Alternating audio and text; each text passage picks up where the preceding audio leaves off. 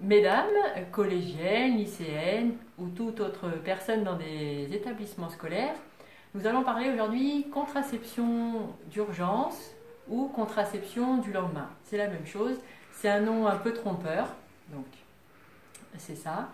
Voilà, c'est un nom un peu trompeur parce que vous n'êtes pas obligé d'attendre le lendemain pour y avoir accès.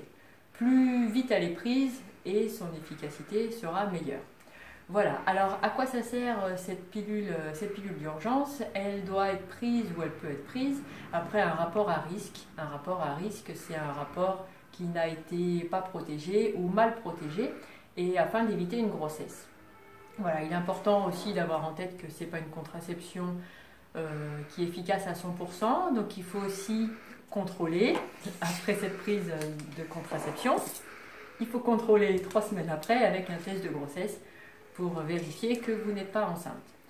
Voilà l'objectif de cette contraception d'urgence.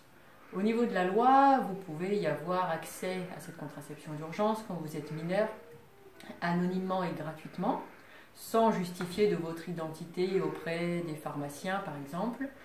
Voilà, donc vous pouvez aller la chercher. Pour les femmes majeures, même si vous êtes en établissement scolaire, elle sera payante, mais facilement accessible à la pharmacie. Voilà, vous aurez à la payer. Elle peut être autour de 7 euros ou 12 euros, ça dépend des pharmacies. Et elle est gratuite dans les centres de planification, dans les centres du planning familial, par exemple. Alors là, aujourd'hui, il y a un nouveau décret qui vient de paraître, qui est sorti le 26 mai sur cette contraception d'urgence notamment, qui supprime la notion de détresse. C'est-à-dire que jusqu'à présent, vous pouvez avoir accès auprès des infirmières ou des infirmiers scolaires à cette contraception d'urgence si vous étiez en situation de détresse.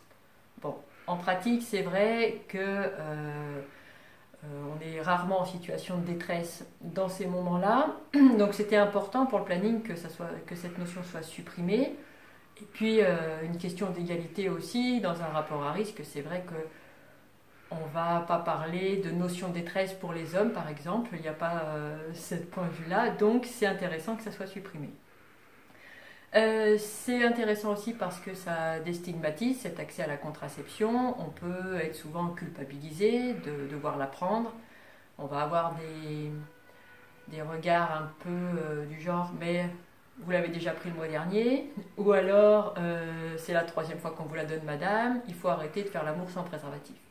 Des regards un peu jugeants, et donc enlever cette notion de détresse, c'est plutôt une bonne chose.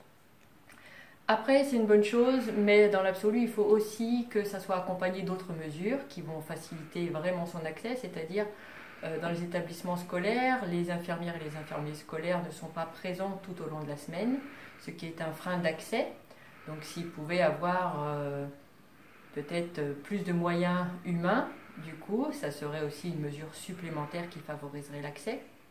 Et puis aussi, si cette mesure s'accompagne de vraies séances d'éducation à la sexualité en établissement scolaire, ça serait un avantage supplémentaire, c'est-à-dire avoir une information juste et non jugeante sur la sexualité des adolescentes et des adolescents, sur la contraception, mais toutes les contraceptions, la contraception d'urgence, mais aussi sur la contraception au quotidien, le stérilet, l'implant ou tout autre moyen de contraception. Ça permet aussi de parler de l'égalité entre les filles et les garçons, des discriminations. Voilà, l'éducation à la sexualité sert aussi à avoir une information juste et ça permet aussi, bien sûr, aux jeunes filles de prendre en charge leur propre sexualité et de vivre une sexualité épanouie avec son partenaire en ayant les bonnes informations.